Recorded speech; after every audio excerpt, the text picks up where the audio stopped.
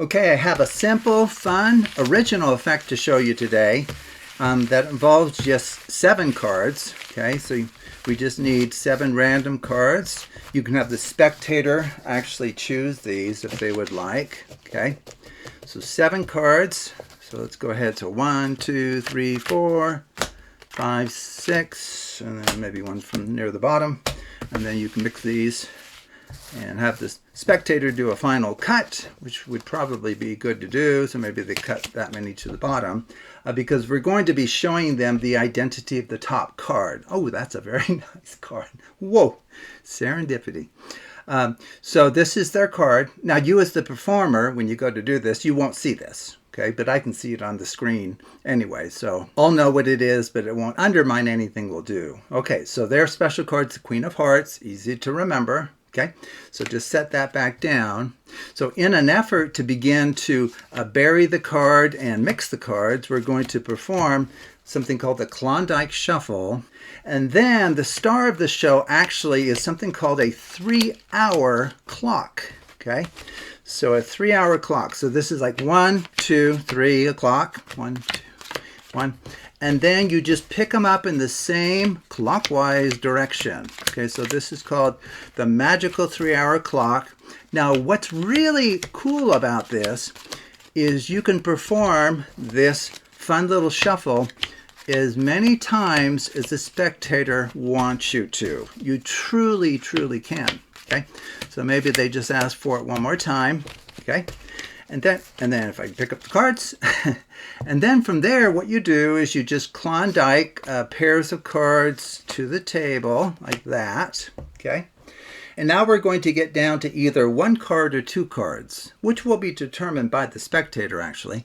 So what you do is you have them put a finger, 1 finger on each of 2 piles, and then you as the performer will decide which one to toss, and then you'll take turns doing that.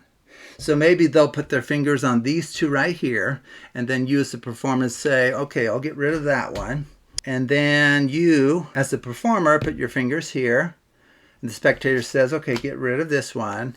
And then the spectator puts their fingers here, and then you get rid of one of them, so this one here. And that brings us to a pair of cards. And believe it or not, despite all of the mixing and random choices decided by the spectator, we've actually have found their card. Isn't that amazing? What's that? This isn't your card? Are you sure it's not your card? Oh boy, I really thought I had done it correctly. Should we try it again? I guess I must have messed up. Okay, so how does this work? Well, you just do what I did. 3, 4, 5, 6, 7, 8. 7. How about 7? 7 card trick here. So to kind of see or show you what's going on, what we'll do is we'll leave their card face up, and then you can kind of see what's going on. So this is the card that they would remember that you as a performer would not see, but they would, and it normally would be face down. Got it? Okay. But we'll leave it face up for now. Okay. So what I started to do was mix the cards using the Klondike Shuffle. And what that does is it puts their card in the 6th position from the top. Well, it ends up that that position is a very special position relative to this magical 3-hour clock. Because the 3-hour clock shuffle has one and only one fixed point. And it happens to be the very card that we want to keep track of. Okay, so you can have the spectator tell you how many times to do this, and then you're just picking them up in the same order that you're dealing them. Okay, so in a clockwise fashion. Okay, and so once they're content with that, their card hasn't moved. It's the only fixed point. It's still in the 6th position. And so just think about what's going to happen. I Klondike a pair here, let's say. I Klondike a pair here, maybe one up there, and then the final card there. Well, since we have an even number of options here, and we have the spectator go first with this magician's force, it really doesn't matter what cards they put their fingers on. Okay, so let's say they put their fingers here, and I have to choose to throw out one. Well, the key is don't throw out the one we want. So I would throw out this one. It's my turn to put a finger on each of two piles. And the key here also is don't do this because they might throw that one away. So I put my fingers right here. It doesn't matter which one they take. Finally, it's their turn. They kind of put their fingers there. And then I need to decide which one to throw out. And you can pretend to struggle a bit as to, okay, should I throw out the left one or the right one? But eventually throw away the right one.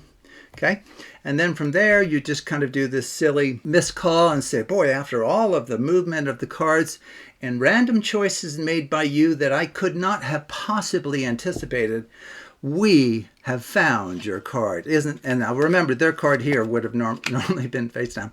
We have found your card. And then they're going to either look a bit puzzled or wonder, okay, did they remember their card correctly? And you say, isn't that amazing that we found your card? And most likely they'll eventually say, that's not my card. And so you can look a bit dejected and say, this isn't your card? Okay. And then you can just do kind of a silly little quick change to flip the packet so that their card is now staring heavensward. You set that down and say, oh boy, I really thought we had done that correctly. This has always worked for me in the past.